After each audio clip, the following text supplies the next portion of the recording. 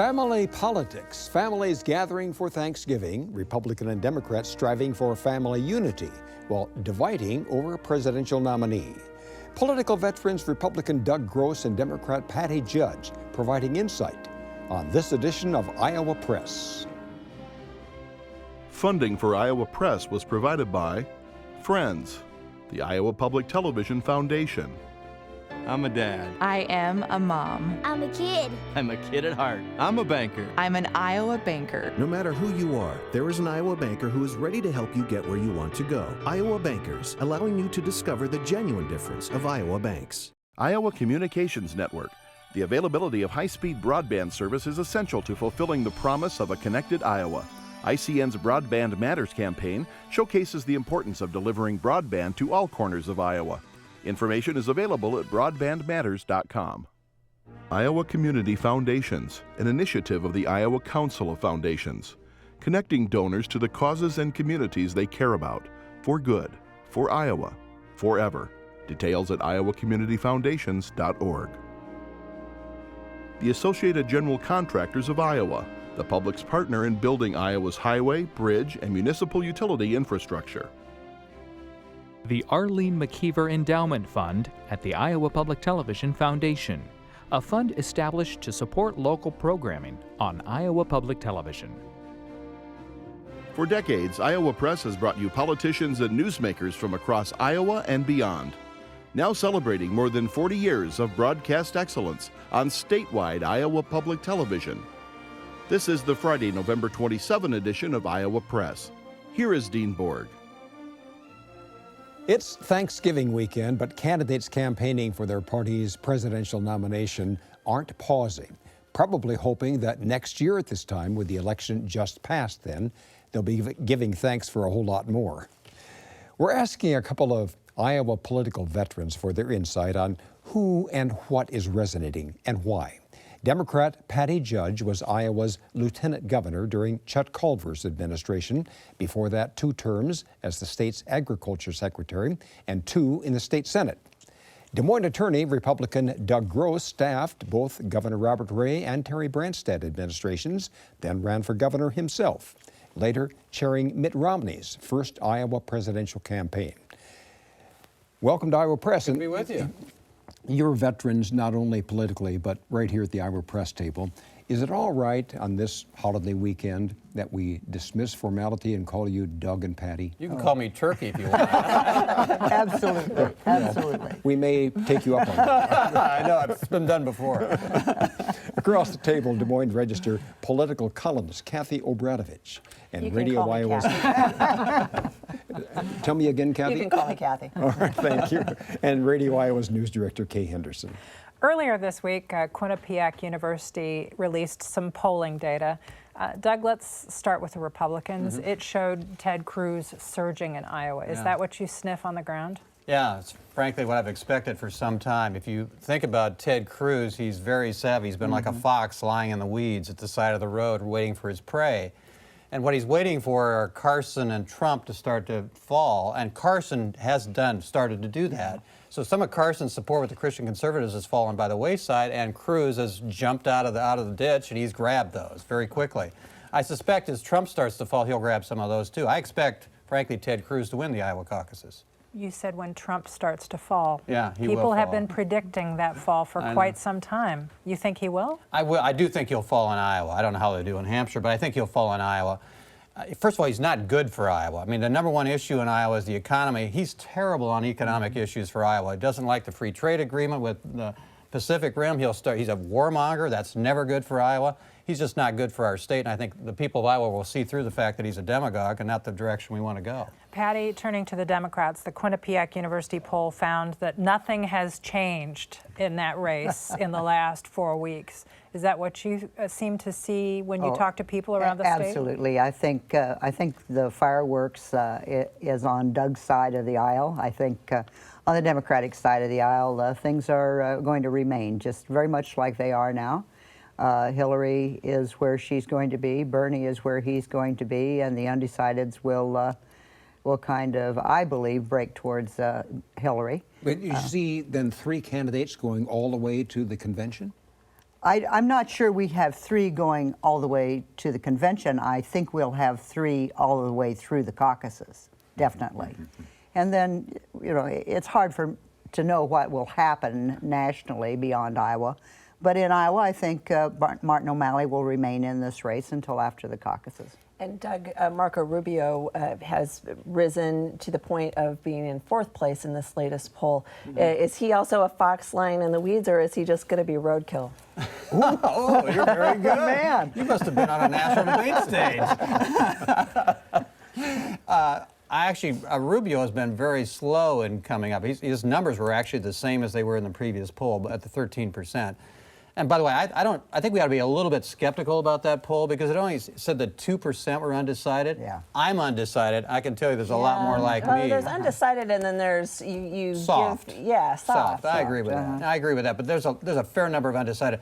Rubio, the problem for Rubio is that he's not really developed a strong organization in the state. So it's going to be difficult once he sort of catches a wave, which I think he is starting to do. He's catching a narrative that maybe he's certainly capturing the national security portion of the Republican vote.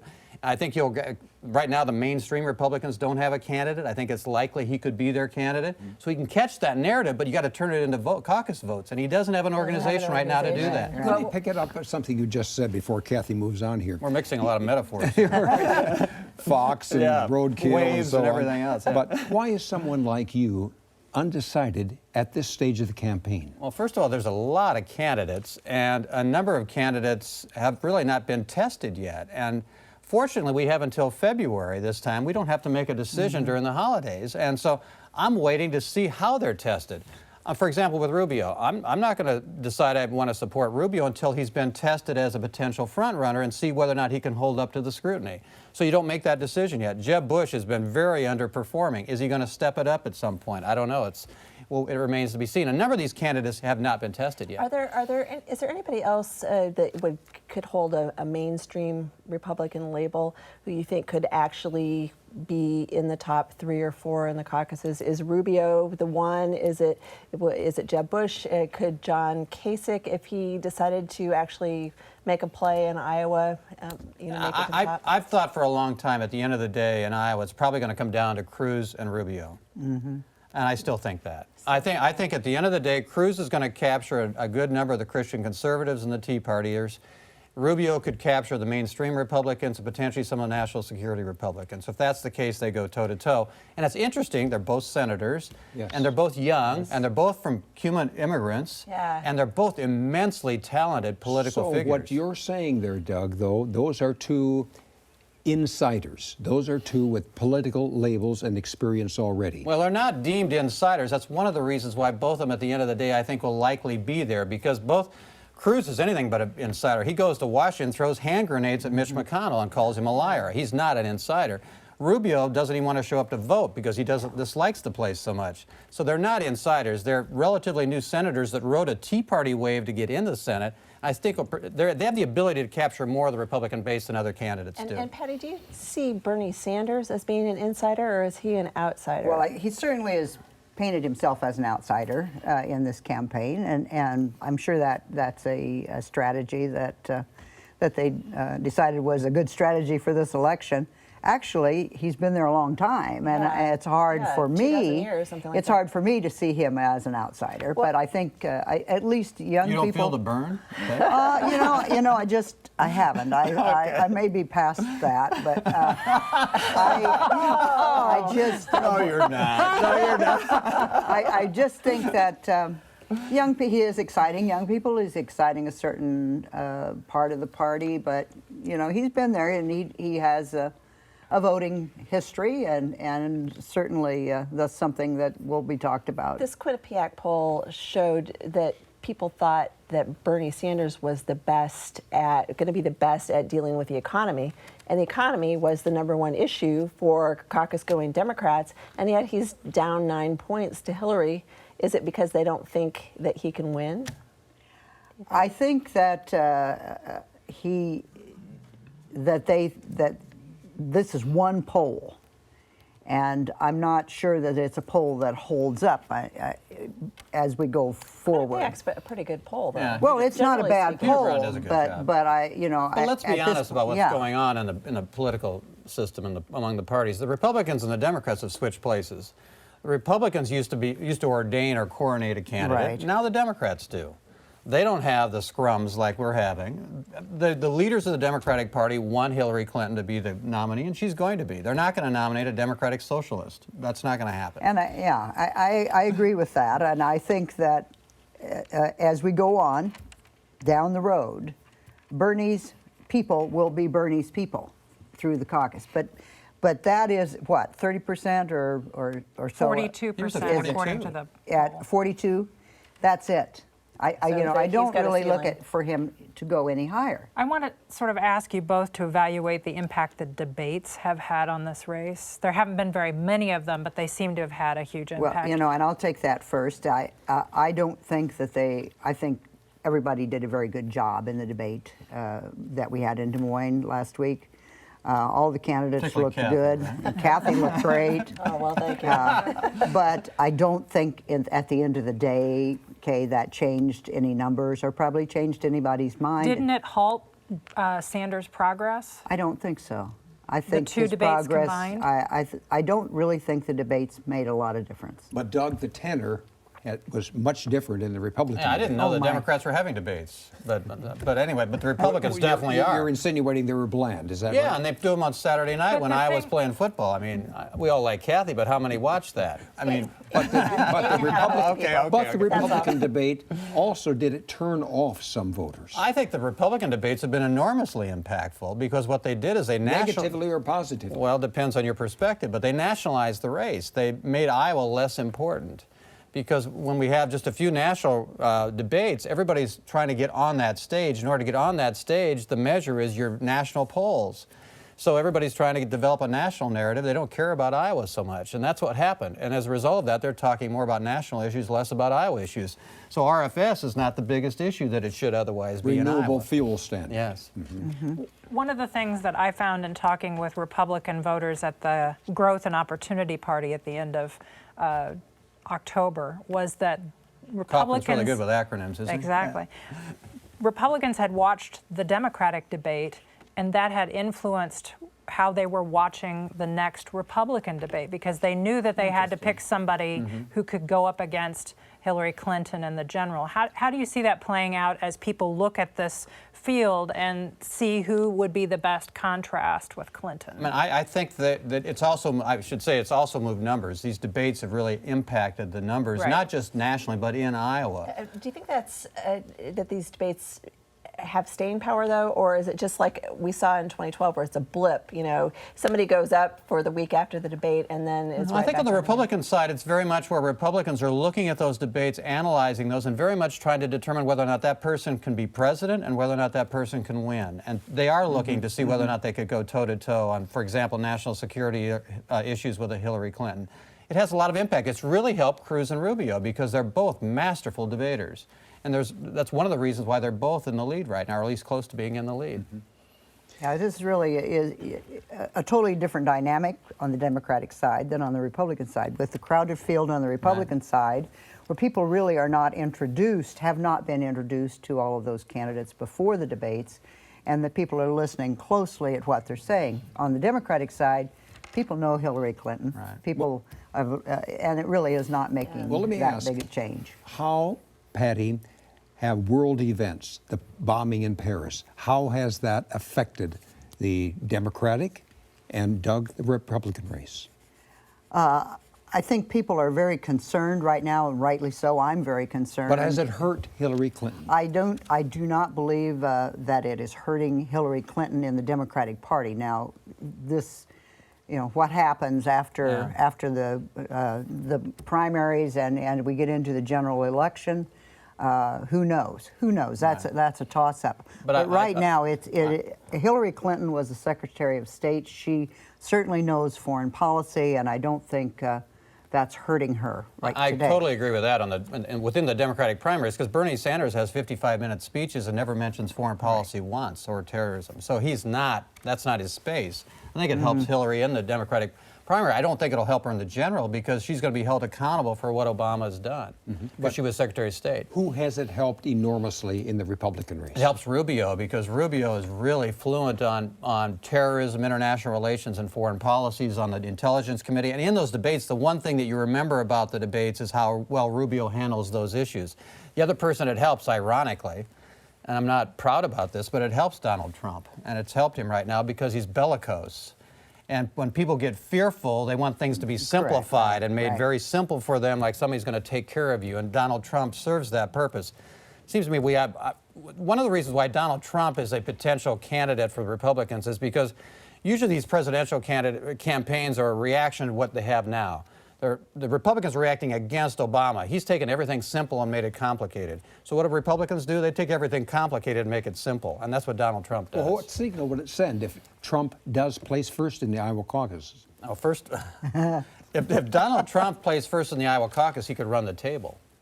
So Iowa is very important with regard to Donald Trump.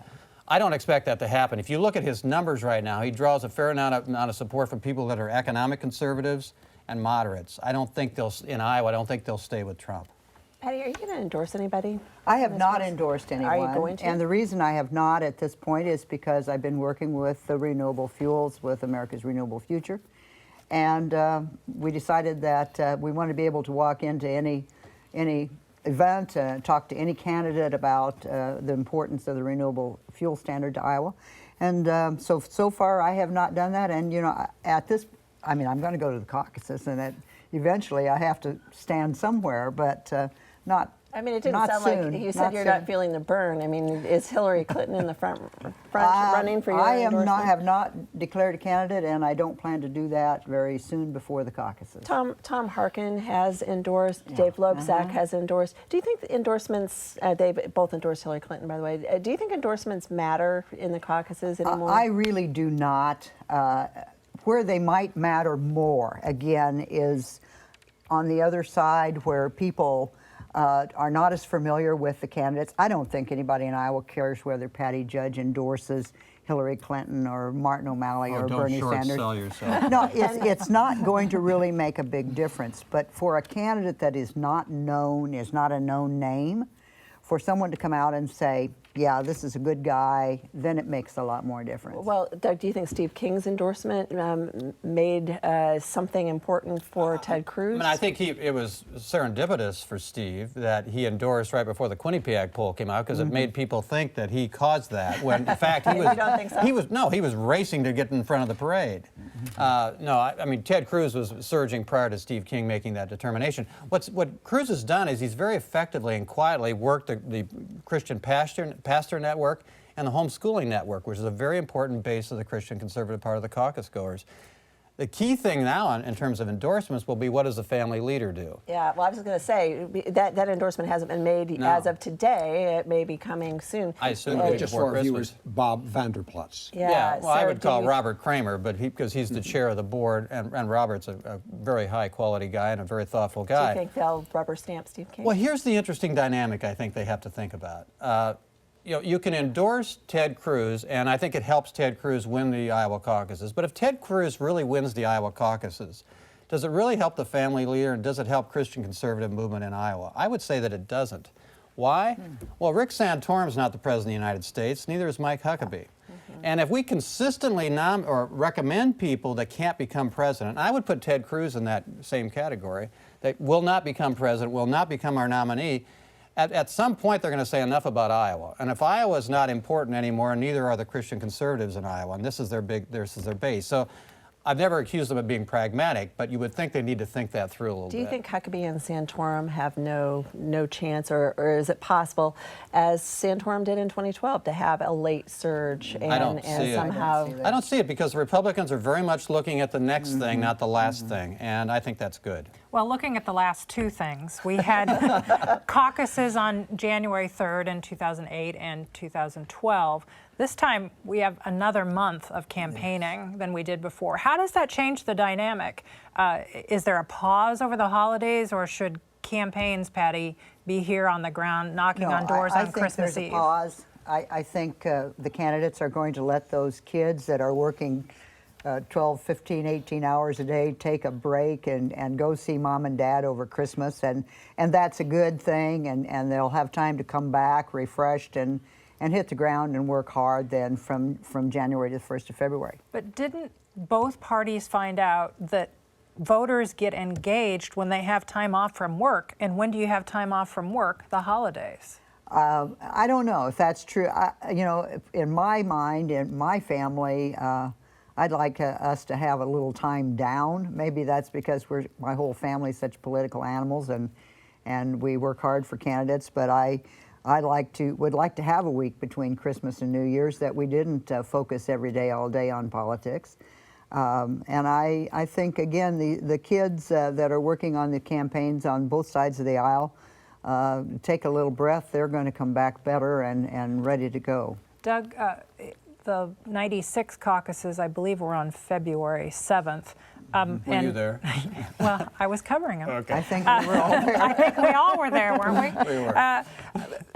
What sort of surge do you find the bandwagon effect? I think everybody's talking about how Iowans are late deciders. You know, something like 30% of people decided late in the 2012 campaign which candidate to choose. Is that going to happen, or are things going to solidify? Oh, I think it's first of all, I don't think there's a wide group of people they're considering right now. I think it's 4 or 5. Right. Okay, that's already happened. But I think among those 4 or 5, I think it's very fluid. I mean, the key thing to look at right now, who are your second choices? Because I think people will change between now and the date in February when we have the caucuses. So January will be a month of really intense scrutiny and sorting out. And you'll see a lot of carpet bombing going on too, and we'll see how well the candidates will be able to withstand that. One of the other issues. What do you mean by that? I think you have a lot of negative advertising. I mean, it'll be real interesting to see whether or not a guy like, for example, Rubio can stand up against, I think, what will be Bush carpet bombing on Rubio, because for Bush to rise, he's got to push Rubio down. So it'll be interesting to see whether or not that works. One of the other issues that was polled by the Quinnipiac University surveyors was attitudes among Democrats and among Republicans about Syrian refugees. They found 80% of Democrats say bring them in, 80% of Republicans say no way. Doug, how do you read that? We're polarized, right? And I read it that so many of us now are told how we should think about an issue by the media. And I don't mean you folks necessarily. I mean, the Republicans have their Fox News, and they have their certain websites, and they're sort of told how they should think about an issue. And that is the conventional wisdom among that part of the media. And the same thing is true on the Democrat side. And as a result, we polarize immediately. Where what we ought to do is, my view is the president ought to sign that bill, and we ought to let Syrian refugees in after they're vetted. What's wrong with that? That's what we should do. Let me take you back to your experience with the Branstad administration, Doug. He's coming up to an important event right now that will make him the longest-serving governor in the history of the world. I was going to say the nation, but you've broadened it. Okay. Anybody who can go with a fox and roadkill, I'll concede that. But how has he changed Iowa? Well, first of all, when you talk about the longest-serving governor, I worked for Bob Ray, too, and I remember when Bob Ray was retiring, pardon me on this, but when Bob Ray was retiring, Chuck Grassley, I think was a newly elected senator, got up to give a speech at his going-away party and introduced Bob Ray as the longest governor in Iowa history. So Terry Branstad is not the longest governor in Iowa history, but he served a long time. Anyway, how has Terry Branstad changed Iowa? Well, first of all, Terry Branstad has in his first cycle, put a strong emphasis on diversifying the Iowa economy, and I think did so in a significant way. So we weren't excessively dependent on agriculture after the 1980s. I think in his second cycle, what he's done is effectively fix the budget. So the budget is now sustainable and in good position. So those are the things that he's done. But most importantly, what makes Terry Branstad special about Iowa is I've never known a guy who loves the state anymore and loves his job anymore than he does. And as a result, he shows that every day, and that's why Iowans kept re-electing him. Question to you. How do you think Terry Branstad has changed Iowa?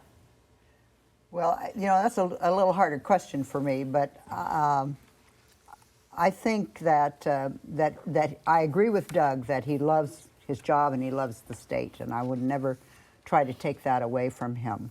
I think that Terry Branstad has been a caretaker rather than a real visionist, and particularly in this second go Branstad 2 round.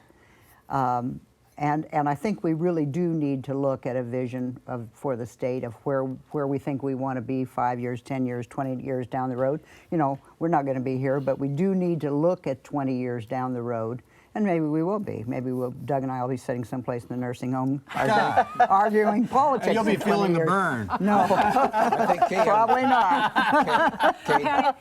Patty, you ran for governor after serving a couple of terms as the state secretary of agriculture. Yes. Then you joined Chuck Culver and you were his lieutenant governor running mate. What do you say to Kim Reynolds, although she's on the other side?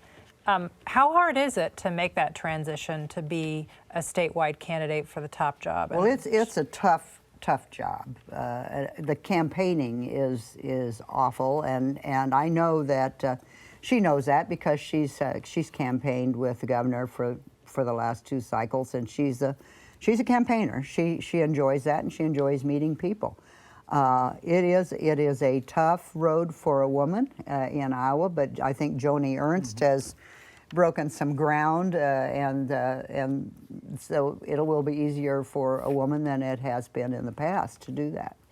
What sort of opposition will she face in a Republican primary if Terry Branstad doesn't run again? If he doesn't run again, I mean, clearly Terry Branstad wants her to be his replacement. At least he appears that way, and she's got a strong record when you think about it, because under Branstad, Iowa, for the first time since 1900, is growing again and has been. We have the longest period of sustained growth we've had since that time. So she's got that record. The question is, how does she have what's inside that it takes in order to really want to do that job? Because it takes chutzpah, a lot of chutzpah, to say you can be governor. Does Kim have that? Does she really want that? Does she have that hunger? Then the second question is, who else wants to run? I mean, you got Bill Northey out there who could be a very good candidate. Been a great Secretary of Agriculture. Ron Corbett's, got a think tank, is floating out issues. He apparently has an interest in it. I think there might be others as well. Are you convinced that Terry Branstad's not going to run again? I don't think he'll run again. You don't think he'll run again? I don't think he will. And Chuck Grassley, he has several opponents on the Democratic side. Do you see any of them being a serious It has to be a really quick answer. Yeah, I think Rob Hogue is a serious challenge, and will work very hard, and he's a kind of young, dynamic politician that we like to see. And I have to quickly say thank you. Thank you. Thank you very much. Next week in Iowa Press, former Florida Governor Jeb Bush will be updating the Bush presidential campaign next Friday night at 7, noon on Sunday. Thanks for joining us today.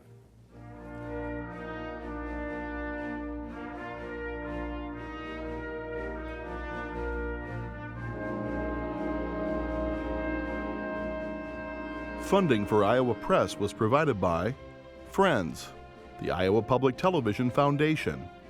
I'm a veteran. I'm a builder. I'm a volunteer. I am a teacher. I'm a banker. I'm an Iowa banker. No matter who you are, there is an Iowa banker who is ready to help you get where you want to go. Iowa Bankers, allowing you to discover the genuine difference of Iowa banks. Iowa Communications Network, ICN's Broadband Matters campaign, advocates for access to high-speed broadband in all corners of Iowa for education, public safety, healthcare, government, and economic development. Information is available at broadbandmatters.com. Iowa Community Foundations, an initiative of the Iowa Council of Foundations, connecting donors to the causes and communities they care about, for good, for Iowa, forever. Details at iowacommunityfoundations.org. The Associated General Contractors of Iowa, the public's partner in building Iowa's highway, bridge, and municipal utility infrastructure. The Arlene McKeever Endowment Fund at the Iowa Public Television Foundation, a fund established to support local programming on Iowa Public Television.